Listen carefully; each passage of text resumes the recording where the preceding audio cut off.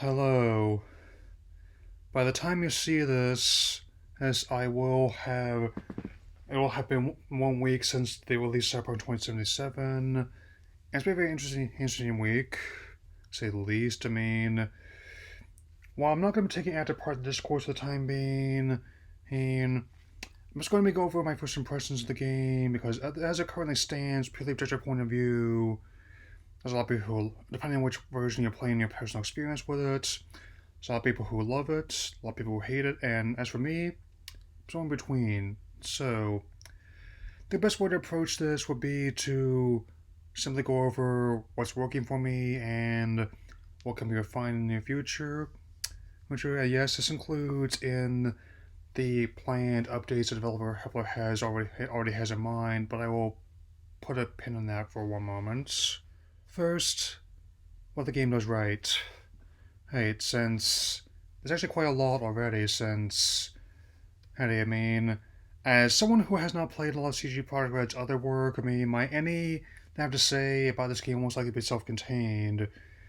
It's clear the world itself already is something I'm enjoying the most. Like how that part, even if you've never played the original tabletop game, Cyberpunk 2020 is largely based on, does a good job of establishing who these characters are, what it was like, and what your end game is there. Since all three distinct life paths, I'm currently playing through the Street Kid life path,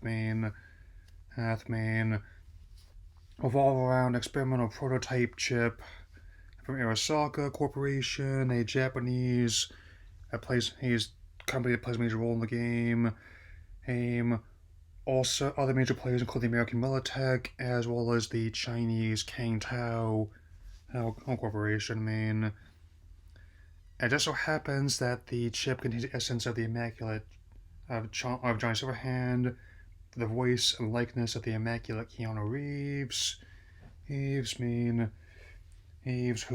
has a nasty bone to pick with the company for what they did to him and people he cared about. I'm gonna keep these all spoiler free, and gameplay wise, I definitely like how they put dialogue trees, especially, and and among other. The dialogue, and especially how they have Austin Taylor each particular life path is great. I also found the often minimalistic way to handle conflict surprisingly refreshing. Like, it is possible to do a pacifist run where you don't take out anyone lethally. I think you can only do like a genocide playthrough if you have the weapons and abilities to do so. I'm kind of in walking a neutral playthrough. Like, I try to resolve conflicts without finding a shot if I have to, but as ACDC once said, if you want blood, you got it. That's not to say that there isn't room for Movements, given how it's clear to me that there's definitely a lot of improvements we can make graphically. I haven't encountered any of the more infamous bugs people had. Since as the previous established, I made sure to install the day 1 update as well as a day 0 update before I even started playing. I don't mind a little bit of lag since personally I still play a lot of games and enjoy them with 8-bit, 16-bit days, as well as early years of 3D.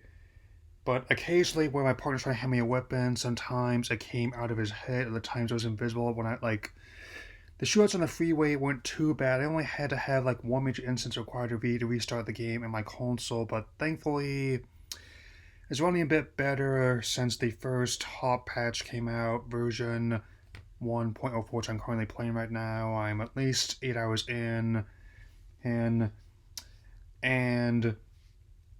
personally, I don't plan on getting a PS5 until they work out this whole issue with the supply, or and before Horizon Forbidden West comes out, whichever comes first. So, it's like I'll say for now. I'm just about done with my 150 subscriber special. It may already be out by the time you see this, and I will definitely be addressing Sephiroth and Smash after the gameplay demo that's already out today, tomorrow. And my final Mandalorian vlog of this season will be out on Saturday, so take care.